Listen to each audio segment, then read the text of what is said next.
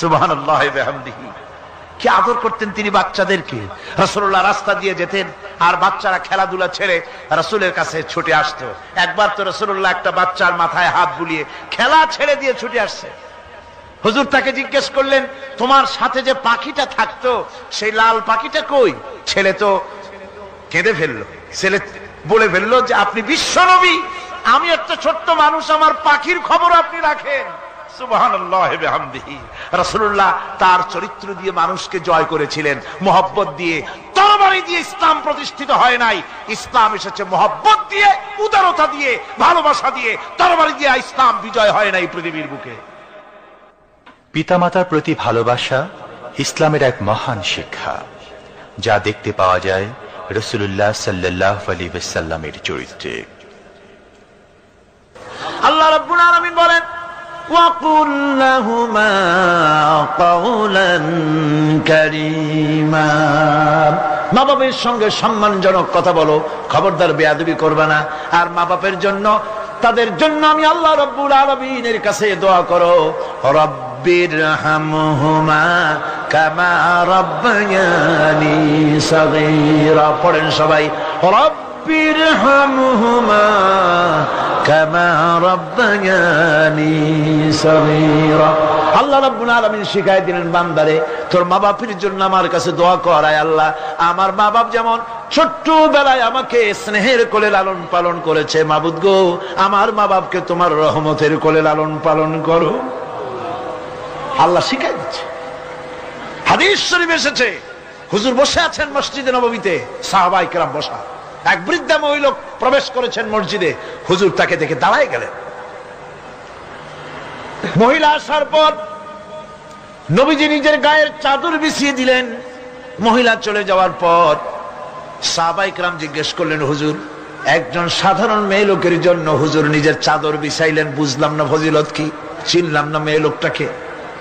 হুজুর বলেন, সাহাবীরা চাদর তো ভালো, হক তো আদায় করতে পারি নাই, চিনতে পারো নাই, তোমরা বুঝতে পারো নাই।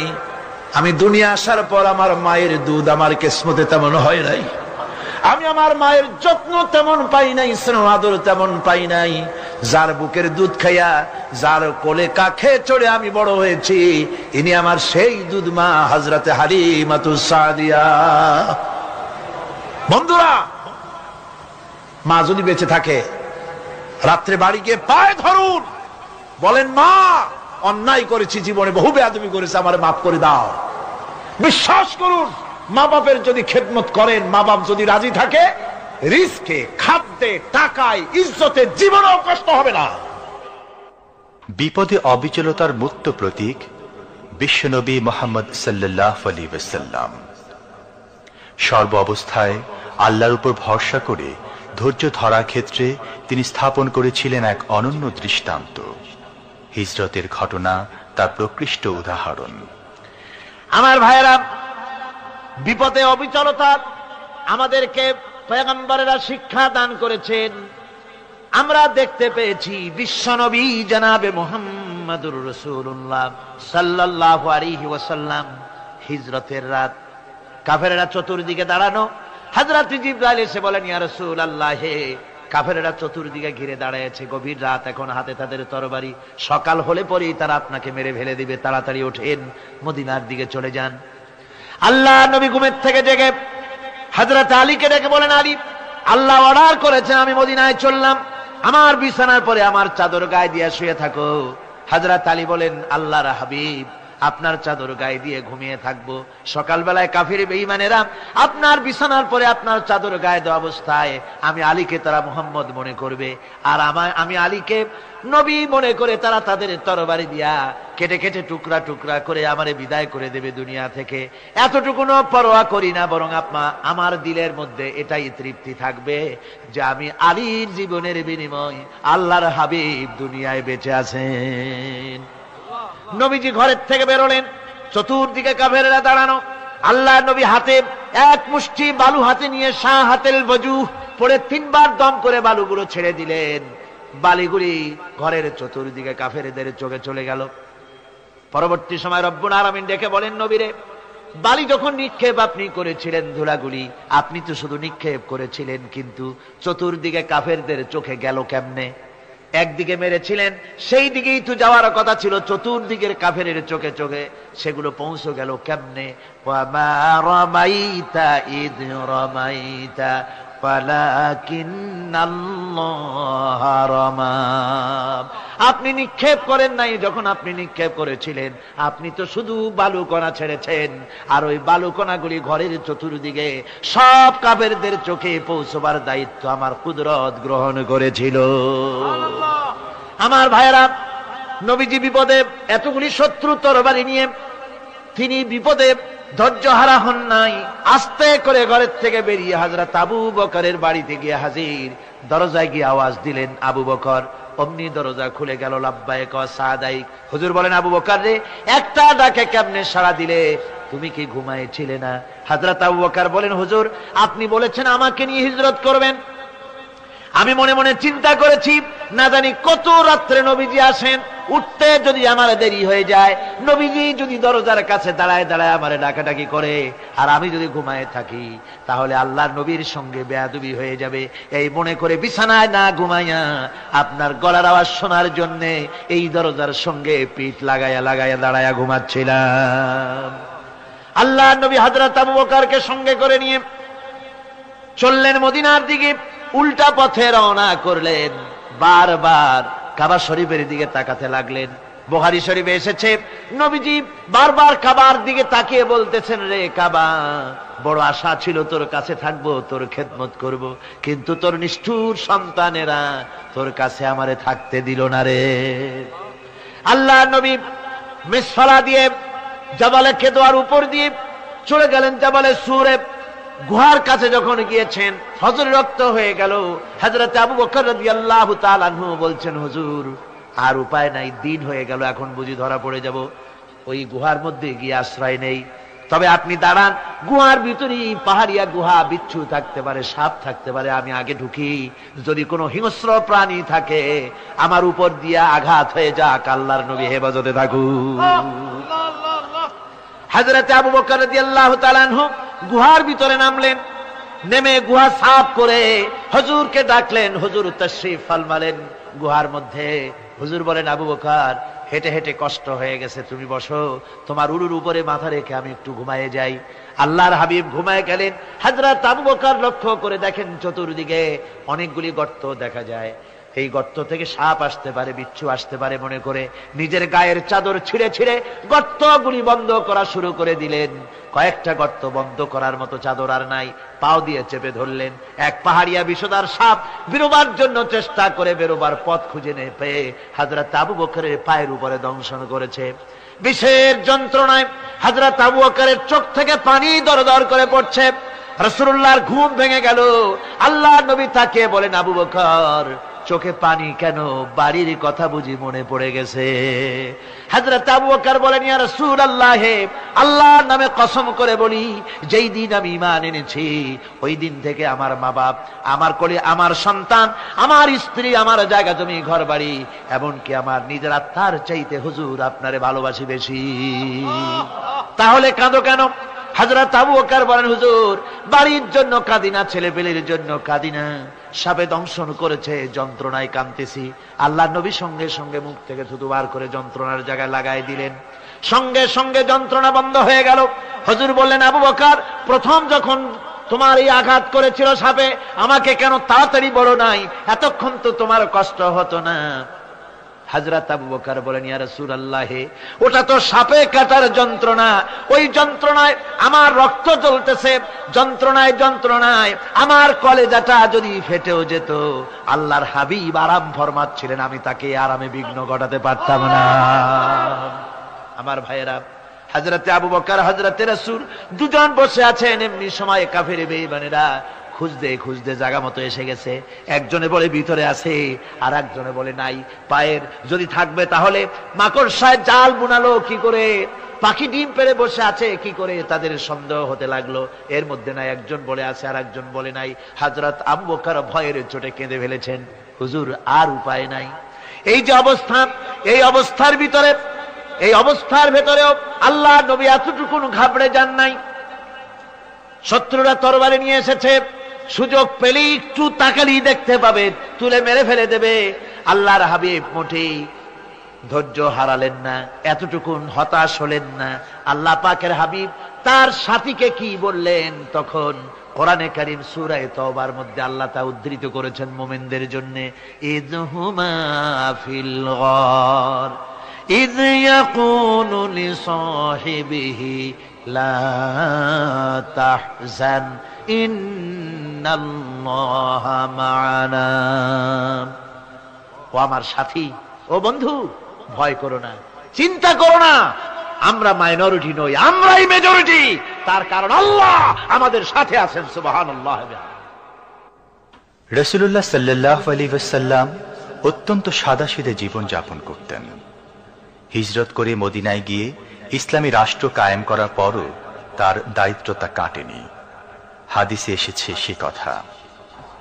হযরত আবু হুরায়রা রাদিয়াল্লাহু তাআলা আনহু বলেন, আমি রাসূলুল্লাহর কাছে গেলাম, হুজুরকে গিয়ে সালাম করলাম।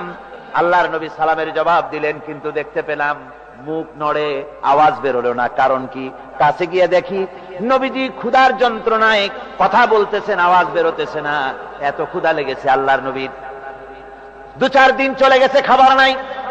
রাসূলুল্লাহ সমস্ত গনিমতের মাল, যাকাত সদকার মালগুলি, খাদ্য দ্রব্যগুলি দুহাতে বিতরণ করেছেন। নিজের পেটে খাবার নাই, মানুষকে দিতেছেন। দিতে দিতে এশার নামাজ পড়ে নবীজি ঘরের মধ্যে প্রবেশ করে হযরত আয়েশা সিদ্দিকা রাদিয়াল্লাহু তাআলা আনহাকে ডেকে বলেন, আয়েশা রে, সারাদিন কষ্ট করেছি, দারুণ ক্ষুধা লেগেছে, তাড়াতাড়ি করে কিছু খাবার আমারে এনে দাও।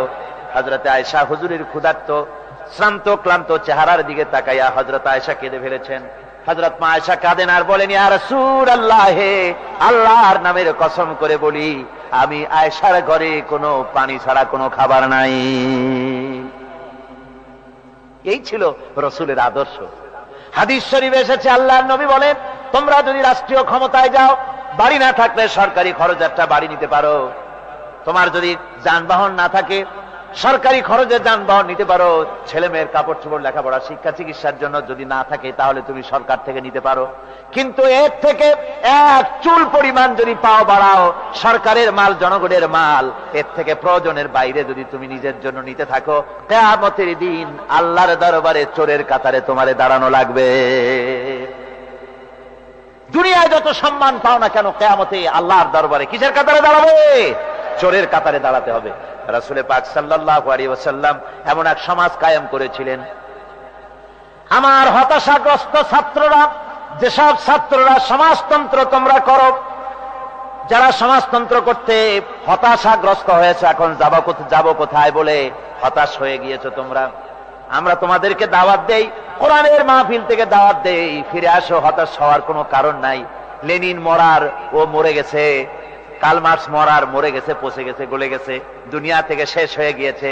আল্লাহ নবীর নেতৃত্ব, সূর্য যতদিন উঠবে আর ডুববে, নবীজির নেতৃত্ব শেষ হবে না। ওই নেতৃত্বে আসো, রাসূলের নেতৃত্ব মেনে নাও, কোরআনের শাসন মেনে নাও, তাহলেই শান্তি পাবে তোমরা।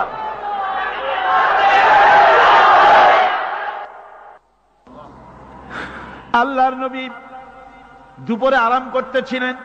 হযরত ওমর বলেন, আমি দেখতে গিয়েছিলাম রাসূলুল্লাহকে, আমি যাই সালাম দিলাম, হুজুর উঠে বসলেন। আমি দেখি খেজুরের পাতা দিয়া বুনানো দড়ি, সেই দড়ি দিয়া বুনানো খাটিয়া এখনো মক্কা মদিনায় আছে, যারা হজ করতে গেছেন দেখেছেন। ওই দড়ি দিয়া বুনানো খাটিয়া, ওর উপরে তোশক নাই, বিছানার চাদর নাই, নিজের হাত মোবারক মাথার তলে দিয়া রাসূল শুয়ে আছেন। ওমরকে দেখে হুজুর উঠে বসলেন। ওমর বলেন, আমি রাসূলের পিঠের দিকে তাকায় দেখি দড়িগুলোর দাগ কেটে আছে। আমি সহ্য করতে পারলাম না, আমি শিশুর মতো ডুকরে কেঁদে উঠলাম, বললাম, ইয়া রাসূলুল্লাহ, হে, এই পৃথিবীর কাফির বেঈমানেরা এত শান্তি করলো দুনিয়ায়, আর আল্লাহর হাবিবের পিঠে দড়ির দাগ বরদাস্ত করতে পারছি না। আপনি আমার অনুমতি দেন, একটা তোশক আপনার জন্য বানায় দেই। হুজুর আমার বলেন, ওমর রে, শোনো, দুনিয়ায় শান্তি করার জন্য আমি আসি নাই, আমি যদি হুকুম করি উহুদ পাহাড় আমার জন্য সোনায় পরিণত হয়ে যা, উহুদ পাহাড়টা আমার জন্য সোনা হয়ে যেতে পারে। আমি দুনিয়ায় শান্তির জন্য আসি নাই, এসেছি মানবতার মুক্তির জন্য। পৃথিবীর মানুষগুলিকে বাঁচাতে এসেছি, সাদা কালো মানুষের ব্যবধান দূর করতে এসেছি।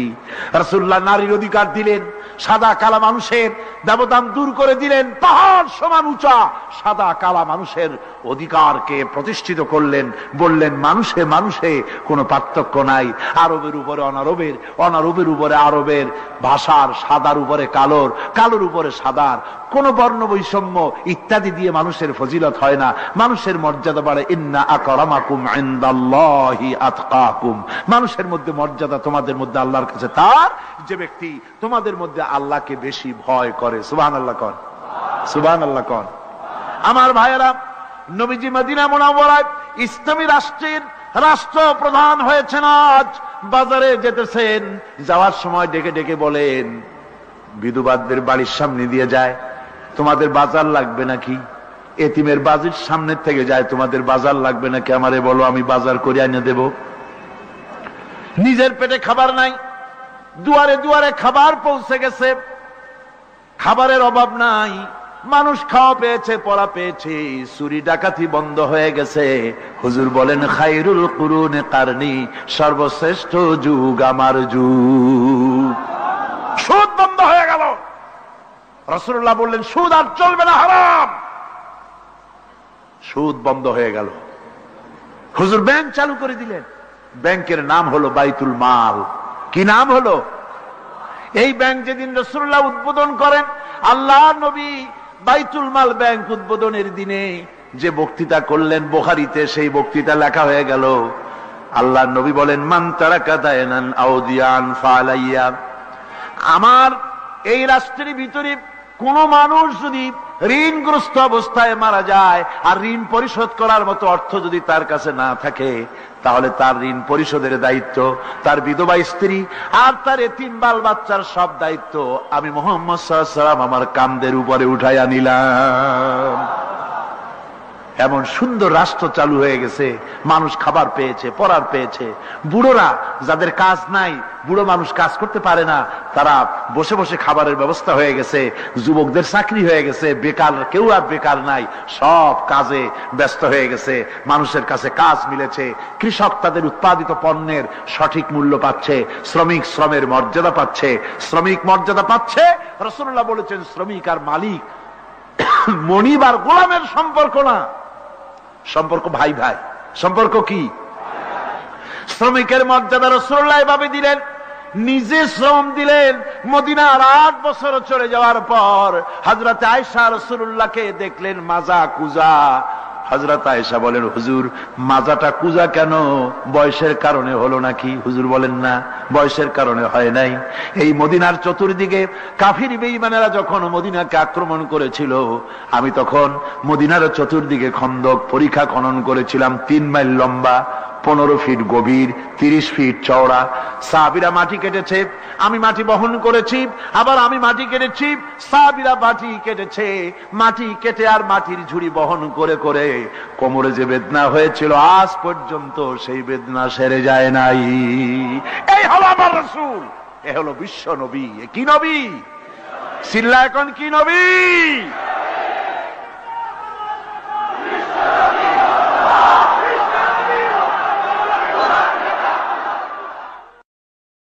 হুকুম করি উহুদ পাহাড় আমার জন্য সোনায় পরিণত হয়ে যা, উহুদ পাহাড়টা আমার জন্য সোনা হয়ে যেতে পারে। আমি দুনিয়ায় শান্তির জন্য আসি নাই, এসেছি মানবতার মুক্তির জন্য। পৃথিবীর মানুষগুলিকে বাঁচাতে এসেছি, সাদা কালো মানুষের ব্যবধান দূর করতে এসেছি। রাসূলুল্লাহ নারীর অধিকার দিলেন, সাদা কালা মানুষের ব্যবধান দূর করে দিলেন। পাহাড় সমান উঁচা সাদা কালা মানুষের অধিকারকে প্রতিষ্ঠিত করলেন, বললেন মানুষে মানুষে কোনো পার্থক্য নাই। আরবের উপরে অনারবের, অনারবের উপরে আরবের, ভাষার সাদার উপরে কালোর, কালোর উপরে সাদার, কোন বর্ণ বৈষম্য ইত্যাদি দিয়ে মানুষ নিজের পেটে খাবার নাই, দুয়ারে দুয়ারে খাবার পৌঁছে গেছে, খাবারের অভাব নাই, মানুষ খাওয়া পেয়েছে, পড়া পেয়েছে, চুরি ডাকাতি বন্ধ হয়ে গেছে। হুজুর বলেন খায়রুল কুরুনে কারনি, সর্বশ্রেষ্ঠ যুগ আমার যুগ। সুদ বন্ধ হয়ে গেল। রাসূলুল্লাহ বললেন সুদ আর চলবে না, হারাম। সুদ বন্ধ হয়ে গেল। হুজুর ব্যাংক চালু করে দিলেন। ব্যাংকের নাম হলো বাইতুল মাল। কি নাম হলো? এই ব্যাংক যেদিন রাসূলুল্লাহ উদ্বোধন করেন, আল্লাহর নবী বাইতুল মাল ব্যাংক উদ্বোধনের দিনে যে বক্তৃতা করলেন, বুখারীতে সেই বক্তৃতা লেখা হয়ে গেল। আল্লাহর নবী বলেন মান তারাকা দায়নান আও দিয়ান ফালাইয়া, আমার এই রাষ্ট্রের ভিতরে কোন মানুষ যদি ঋণগ্রস্ত অবস্থায় মারা যায় আর ঋণ পরিশোধ করার মতো অর্থ যদি তার কাছে না থাকে, তাহলে তার ঋণ পরিশোধের দায়িত্ব, তার বিধবা স্ত্রী আর তার এতিম বাল বাচ্চার সব দায়িত্ব আমি মুহাম্মদ সাল্লাল্লাহু আলাইহি ওয়াসাল্লাম আমার কাঁধের উপরে উঠাইয়া নিলাম। এমন সুন্দর রাষ্ট্র চালু হয়ে গেছে, মানুষ খাবার পেয়েছে, পড়ার পেয়েছে। বুড়োরা যাদের কাজ নাই, বুড়ো মানুষ কাজ করতে পারে না, তারা বসে বসে খাবারের ব্যবস্থা হয়ে গেছে। যুবকদের চাকরি হয়ে গেছে, বেকার কেউ আর বেকার নাই, সব কাজে ব্যস্ত হয়ে গেছে, মানুষের কাছে কাজ মিলেছে। কৃষক তাদের উৎপাদিত পণ্যের সঠিক মূল্য পাচ্ছে, শ্রমিক শ্রমের মর্যাদা পাচ্ছে, শ্রমিক মর্যাদা পাচ্ছে। রাসূলুল্লাহ বলেছেন শ্রমিক আর মালিক মনিব আর গোলামের সম্পর্ক না, সম্পর্ক ভাই ভাই। সম্পর্ক কি? শ্রমিকের মর্যাদা রাসূলুল্লাহ এভাবে দিলেন, নিজে শ্রম দিলেন। মদিনার 8 বছর চলে যাওয়ার পর হযরত আয়েশা রাসূলুল্লাহকে দেখলেন মাজা কুজা। হযরত আয়েশা বলেন হুজুর মাজাটা কুজা কেন? বয়সের কারণে হলো নাকি? হুজুর বলেন না, বয়সের কারণে হয় নাই। এই মদিনার চতুর্দিকে কাফির বেঈমানেরা যখন মদিনাকে আক্রমণ করেছিল, আমি তখন মদিনার চতুর্দিকে খন্দক পরিখা খনন করেছিলাম, 3 মাইল লম্বা, 15 ফিট গভীর, 30 ফিট চওড়া। সাহাবীরা মাটি কেটেছে, আমি মাটি বহন করেছি, আবার আমি মাটি কেটেছি, সাহাবীরা মাটি কেটেছে। মাটি কেটে আর মাটির ঝুড়ি বহন করে করে কোমরে যে বেদনা হয়েছিল আজ পর্যন্ত সেই বেদনা সেরে যায় নাই। এই হলো আমার রাসূল, এ হলো বিশ্ব নবী। কি নবী? সিল্লা এখন কি নবী?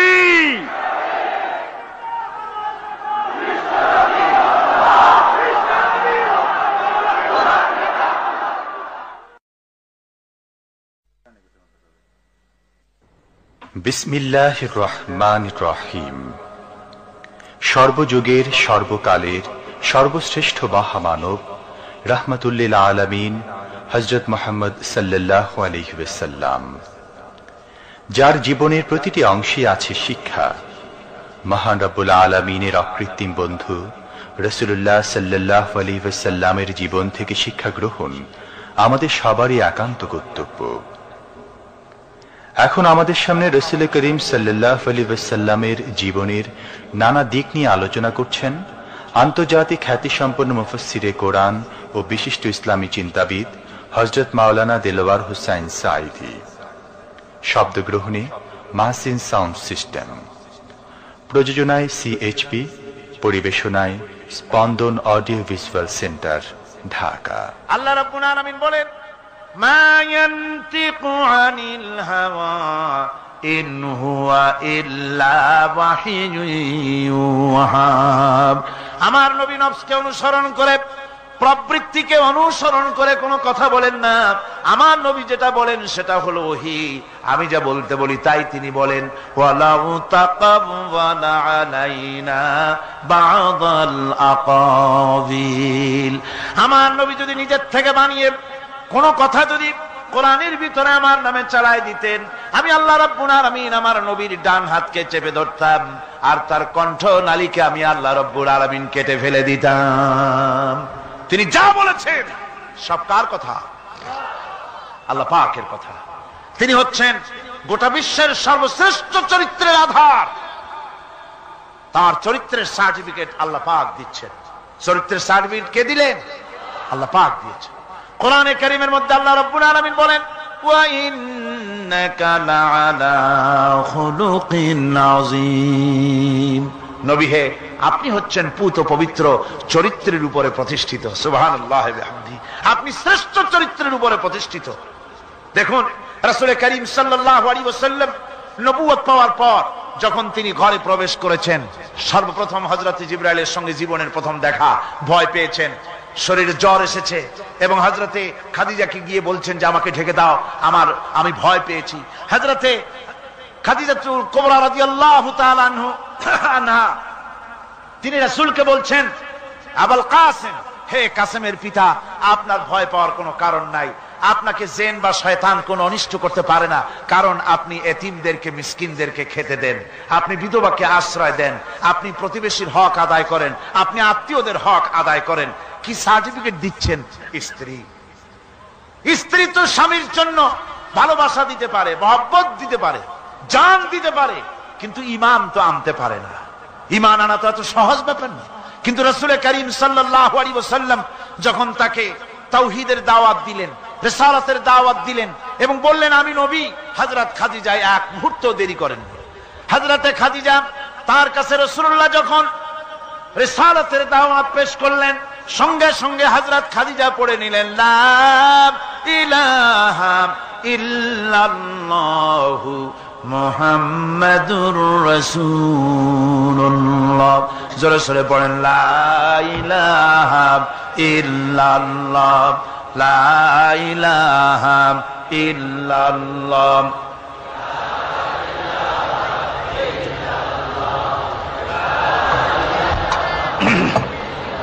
মহব্বতের সাথে জোরে সোরে পড়েন লা ইলাহা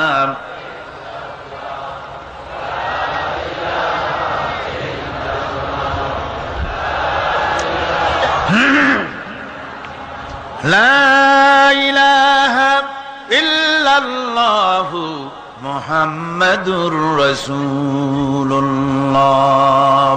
আমার বন্ধুগণ, রাসূল করিম সাল্লাল্লাহু আলাইহি ওয়াসাল্লামের উপরে স্ত্রী ঈমান আনলেন। খাদেম ছিলেন হযরতে যায়েদ। খাদেম তো তার প্রভুর জন্য জান দিতে পারে, মাল দিতে পারে, মহব্বত করতে পারে, সব পারে। খাদেম ঈমান আনতে পারে না, যেহেতু খাদেমের কাছে তার সাহেবের ইনস এন্ড আউট, তার ভেতর বাইরে সবকিছুই পরিষ্কার থাকে। হযরতে রাসূলের খাদেম ছিলেন হযরতে যায়েদ। হযরত যায়েদ তার উপরে যখন 15 বছর খাদেম ছিলেন রাসূলুল্লাহ, হুজুর যখন তার কাছে দাওয়াত পেশ করলেন, যখন রিসালাতের দাওয়াত পেশ করলেন, তাওহীদের দাওয়াত দিলেন, খাদেম যায়েদ একটু চিন্তা করলেন না, সাথে সাথে পড়লেন লা ইলাহা ইল্লাল্লাহু মুহাম্মাদুর রাসূলুল্লাহ। রাসূলের বন্ধু ছিলেন হযরত আবু বকর সিদ্দিক রাদিয়াল্লাহু তাআলা আনহু। 20 বছরের বন্ধু। কত বছরের বন্ধু? 20 বছর। 20 বছর বসে একজন বন্ধু আর একজন বন্ধুকে চিনতে মোটেই কিছু বাকি থাকে না।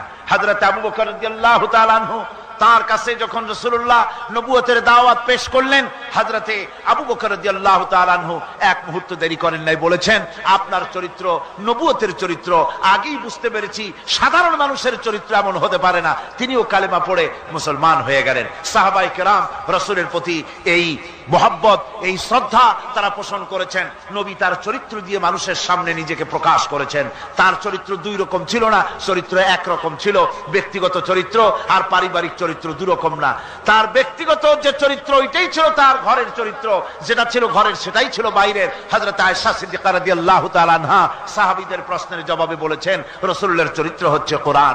রাসূলের চরিত্র কি? কোরআন। রাসূলুল্লাহ এই পৃথিবীতে কেন আসছেন? আসার কারণ হলো তিনি হচ্ছেন আদর্শ। আল্লাহর নবী বলেছেন লাকাদ কানা লাকুম ফি রাসূলিল্লাহি উসওয়াতুন হাসানাহ, তোমাদের জন্য গ্রহণযোগ্য মহত্তম আদর্শ হতেছে তোমাদের রাসূল। তোমাদের রাসূলের ভিতরেই তোমাদের আদর্শ রয়েছে, তার কাছ থেকে তোমরা আদর্শ গ্রহণ করো। তিনি এতিমের আদর্শ, শিশুর আদর্শ, কিশোরদের আদর্শ, যুবকের আদর্শ, তরুণের আদর্শ, বৃদ্ধের আদর্শ, পিতার আদর্শ, নানার আদর্শ, স্বামীর আদর্শ, সেনাপতির আদর্শ, শ্রমিকের আদর্শ, রাষ্ট্রপ্রধানেরও সকলের জন্য আদর্শ। যেই যুগে বেহাপনার উলঙ্গপনা দিয়েছিল সমাজ ভর্তি, আল্লাহর ঘর তাওয়াফ করে নারী আর পুরুষেরা উলঙ্গ হয়ে, সেই যুগে রাসূলুল্লাহ যখন কাবা শরীফ রিকনস্ট্রাকশন হচ্ছিল, পুনর্নির্মাণ হচ্ছিল, তখন তিনি বহন করছিলেন পাথরগুলি মাথায় করে। তার চাচা তাকে বললেন তোমার তো বড্ড কষ্ট হচ্ছে, তুমি এখন এইটাকে ঘাড়ের উপরে লুঙ্গিটা খুলা ঘাড়ের উপরে রেখে তারপর এটা বহন করো। হুজুর যখন লুঙ্গির গিরায় হাত দিয়েছেন খুলবেন এই চিন্তা করে ঘাড়ের উপরে রেখে পাথর বহন করবেন, লুঙ্গির গিটে হাত দিয়েছেন, খোলেন নাই। লুঙ্গির গিটের উপরে হাত রেখে তিনি চিন্তা করলেন এতগুলি লোকের সামনে কাপড়টা খুললে পরে কি শরম হবে, কাপড়টা খোলেনি নাই, শুধু খুললে পরে কি লজ্জা হবে। এই আগাম শরমের অনুভূতিতে মুহাম্মদ সাল্লাল্লাহু আলাইহি ওয়াসাল্লাম বেহুশ হয়ে জমিনের উপরে পড়ে গিয়েছেন। আদর্শ কাকে বলে? শিশুর আদর্শ, কিশোরের আদর্শ, স্বামীর আদর্শ, পিতার আদর্শ, নানার আদর্শ, গোটা পৃথিবীর সমস্ত মানুষের আদর্শ রাসূল করিম সাল্লাল্লাহু আলাইহি ওয়াসাল্লাম। তার কাছে তিনি স্ত্রীদের আদর্শ ছিলেন, তিনি নানার আদর্শ ছিলেন। ইমাম হোসাইনকে তিনি কোলে নিচ্ছেন, ঘাড়ে উঠছে বাচ্চা, বুকের উপরে উঠছে। একজন সাহাবী বলছেন, হুজুর বাচ্চা পেলে আপনি এত আদর করেন, আমার তো ৬-৭টা ছেলে মেয়ে, আমি মোটে কোলেও নি না, আর জীবনে একবার সুমাও খাই না, আমার মোটে ইচ্ছেই করে না। হুজুর বললেন, আল্লাহ যদি তোমার দিলের মধ্যে রহম পয়দা না করেন তো আমি কি করতে পারি? হুজুর বাচ্চাকে নিয়ে আদর করছেন। ইমাম হোসাইনকে বলছেন, হোসাইন কে বড় বলো তো, তুমি বড় না আমি বড়? হোসাইন বলছেন, আনা